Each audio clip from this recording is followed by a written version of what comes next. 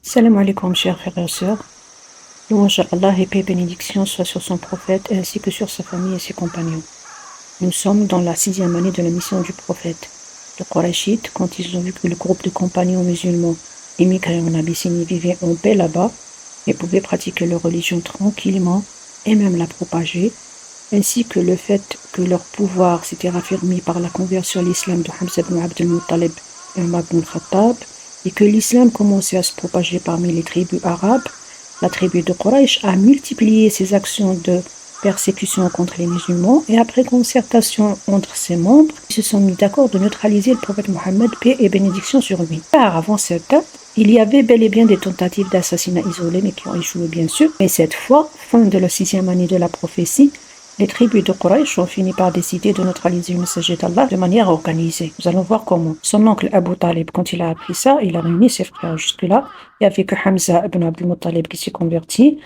Les autres, Abu Lahab ne s'est pas converti, et Al-Abbas s'est converti plus tard. Donc Abu Talib a parlé à ses frères et a réuni la sous-tribu de Bani Hashim et de Abdul Muttalib pour protéger le prophète Mohammed sallallahu alayhi wa sallam du complot que lui réservait Quraysh. Deux filiations qui sont Abdul Muttalib et Banu Hashim se sont mis d'accord pour le protéger. Ce consensus entre ces deux filiations, qui sont musulmans ou non musulmans, a amené Quraysh à déclarer ce groupe ennemi et le boycotter. Comment? Quelles étaient les méthodes suivies pour le boycotter?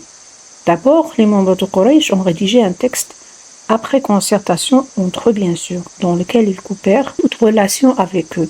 Ce pacte stipula 3 points. Il est venu dans 3 points. Le 1, de ne plus leur adresser la parole en les tenant en quarantaine, de ne plus s'asseoir avec eux, de ne plus avoir de débat avec eux. 2, de ne plus établir de lien de mariage avec leurs membres. Le 3e point et le dernier, de ne plus commercer avec ce clan. Cela signifiait qu'aucun commerce ni transaction commerciale n'aurait lieu avec les Banu Hashim et les Banu Abd al-Muttalib. L'embargo social signifiait qu'ils ne se marieraient pas avec les partisans de Mohammed, ni n'interagirait avec eux jusqu'à ce que sa tribu le livre pour qu'il le tue. Après, ils rédigèrent les clauses de ce boycott sur un parchemin et ils l'accrochèrent sur le mur de la Kaaba. Les sources ne sont pas d'accord sur le rédacteur de ce pacte injuste, mais on raconte que le prophète Mohammed sallallahu alayhi wa sallam a fait une invocation contre lui, une invocation qui a causé à ce rédacteur du pacte de boycott une paralysie de sa main avec laquelle il a rédigé ce malheureux pacte. Face à ce boycott social et commercial, et afin de placer son neveu et son clan sous protection, Abu Talib les rassembla à Sha'b Abu Talib, c'est-à-dire le quartier d'Abu Talib. Et c'était la veille du mois de Muharram, début de l'année 7 de la prophétie, 7 ans après la prophétie. Tous les membres des Banu Hashim et Banu Muttalib, musulmans et mécréants, tous confondus, rejoignirent tous leurs chefs vers cette vallée et se sont retirés dans cette vallée à la périphérie de la Mecque, appelée Sha'b Abi Talib. C'était à l'exception de l'autre oncle du prophète, Abu Lahab. Je crois qu'il est resté à la Mecque, mais chose est sûre, il n'a pas rejoint sa tribu ici. Donc, ces deux clans s'y installèrent et furent contraints d'y séjourner pendant une période d'environ 3 ans de boycott. 3 ans durant lesquels ils ont connu faim et misère. On entendait les pleurs des enfants depuis la vallée et on a mangé des feuilles d'arbre. Car Quraysh ont tout fait pour serrer les taux sur ce clan qui a fait bloc avec le prophète Mohammed, que le salut soit sur lui. Et dès que des marchandises de nourriture arrivent à la Mecque, les Qurayshites vont les premiers les acheter et les épuiser afin que les autres ne trouvent pas quoi acheter. Et ils surenchèrent même sur la marchandise pour que les commerçants ne vendent pas aux deux tribus victimes du boycott, notamment son oncle Abu Lahab.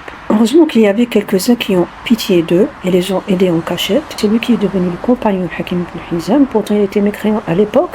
Il ramenait le chameau la nuit chargé de denrées alimentaires et il le laissait se diriger vers la vallée. Il y a aussi Hisham ibn Amr.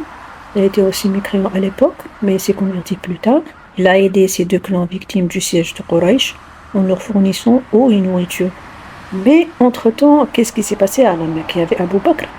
Il était resté à la Mecque, lui aussi victime de persécution de Quraysh, et à cause de ça, il a décidé d'émigrer vers Al-Habasha, de rejoindre ses compagnons réfugiés là-bas. Démuni lui aussi de tout soutien, et lui-même incapable de défendre les musulmans persécutés, Abu Bakr demanda au prophète que le salut soit sur lui l'autorisation d'émigrer en Abyssinie, comme l'avaient déjà fait nombre de musulmans. Une fois autorisé, Abu Bakr prit le chemin. Après 2 jours de marche, donc il doit partir de la Mecque, et aller jusqu'à la mer Rouge. Après 2 jours de marche, il a atteint une localité située dans le sud-ouest de l'Arabie, environ loin de 6 nuits de marche de la Mecque, sur les côtes de la mer Rouge. Là-bas, il rencontra en chemin un homme qui s'appelle Ibn Darina. C'était un chef de tribu qui connaissait Abu Bakr. Ce chef de tribu, quand il a rencontré Abu Bakr là-bas, il lui a dit « Où vas-tu » Il a demandé « Où vas-tu » Abu Bakr répondit « Mon peuple m'a chassé, il m'a maltraité et importuné à cause de ma religion qu'ils m'ont pas laissé pratiquer. » Ibn Darina répondit « Mais par Dieu, pourquoi ?» Pourtant, il était mécréant. Mais il s'est demandé pourquoi. Il lui a dit « Quelqu'un comme toi ne devrait pas être exilé. Toi qui soulages les âmes en détresse, secours les démunis et dispense tes bienfaits. Retourne auprès des tiens, retourne chez toi dans ton pays, adore ton Dieu et rassure-toi, car tu es sous ma protection. » Ibn Darina est rentré avec Abu Bakr et l'a accompagné vers la Mecque. Ils ont marché pendant 5 nuits vers la Mecque. Pour arriver là-bas, une fois à la Mecque avec Abu Bakr, Darina proclama tout haut pour que les membres de Quraysh, les ennemis de l'islam, écoutent ce qu'il dit. Il s'est adressé aux notables, un par un, et leur a dit « Vous avez exilé un homme qui aide les démunis. » Il a cité ses vertus, ses qualités, puis il a repris. Ibn Abi Quhafa, le vrai nom de Abi Bakr. Abu Bakr, c'est juste un surnom. Ibn Abi Quhafa est sous ma protection, que personne ne l'inquiète. Alors les Qurayshites ont reconnu la protection de Ibn ad-Darina sur Abu Bakr, mais ils avaient une condition pour éviter de le harceler. Ils ont posé une condition par rapport à ce que faisait Abu Bakr. Car Abu Bakr disposait à l'entrée de chez lui, de chez sa maison, d'un endroit aménagé pour sa prière. Il est prié et récitait le Coran, psalmodiait le Coran à haute voix. Et des fois, il ne pouvait pas retenir ses larmes. Et quand les esclaves, les enfants, les esclaves et les femmes passaient, ils s'arrêtaient pour l'écouter. Ils étaient intrigués de son émotion et attirés par sa récitation. Donc, la condition que posait Quraysh, qu'il voulait imposer à Abu al-Darina, qu'ils acceptent la protection de Ben Darina sur Abu Bakr, et que Abu Bakr lise le Coran à l'intérieur de sa maison et à voix basse, pour que personne ne l'entende. Et lui dire « Tu n'as pas protégé cet homme pour nous nuire, car il prie et récite ce que révèle Mohammed, et s'attendrit et pleure, et a une attitude impressionnante. Nous craignons son influence sur nos enfants, nos femmes et les faibles. Donc, ordons-lui de garder le fond de sa maison et qu'il y fasse ce qui lui plaît. » Ibn Darina alla trouver Abu Bakr et lui dit « Je ne t'ai pas accordé ma protection pour nuire à ton peuple. L'endroit où tu pries leur déplaît et leur porte préjudice. Alors rentre à l'intérieur de ta maison et fais là-bas ce qu'il te plaît. » Abu Bakr renonça à la récitation à l'extérieur de sa maison. C'était au début. Il s'est résigné et il faisait sa prière et sa récitation du Coran à l'intérieur. Il se résigna, mais finit par construire une mosquée, je dirais plutôt une salle de prière accostée à sa maison, mais qu'on voyait de l'extérieur. Il récitait le Coran à haute voix, encore une fois. Les enfants et les femmes de mécréants entendaient sa voix au passage. En plus, il avait des moments de forte émotion, comme je l'ai dit. Il pleurait parfois quand il est touché par certains versets. Inquiets, les mécréants se sont plaints à Abu Darina, son protecteur. Et ils dirent à Abu Darina, dis à Abu Bakr de se retirer à l'intérieur de sa maison, ou bien retire-lui ta protection. Abu Darina alla voir Abu Bakr et lui dit, tu sais bien que j'ai conclu un accord avec Quraysh de ne pas te harceler, de te laisser tranquille, qu'il te laisse tranquille, à condition que tu ne dises pas le Coran à haute voix. Ils ne veulent pas t'écouter. Alors, soit tu te conformes, ou tu te soumets à leurs conditions, soit je te retire ma protection. Car je ne veux pas que les Arabes parlent de moi, quand je vais rentrer chez moi, disent que j'ai protégé un homme et qu'il soit agressé ou maltraité, moi chef de tribu.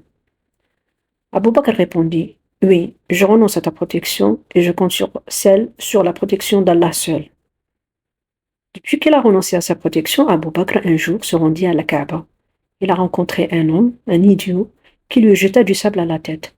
À ce moment même, un Qurayshite vint de passer. C'était soit Al-Walid ibn al-Mughira ou Al-As ibn Wa'il, l'un des deux. Et Abu Bakr s'est plaint lui. À un de ses notables de Quraysh, il a dit, ne vois-tu pas ce qu'il a fait cet imbécile? Il répondit, tu t'es fait ça toi-même. Abu Bakr poursuivit son chemin en répétant, Dieu, que tu es indulgent. Dieu, que tu es indulgent. Dieu, que tu es indulgent. Sur ce, je termine. Restez à l'écoute si vous êtes intéressé et à le prochain, Inch'Allah, si Dieu le veut.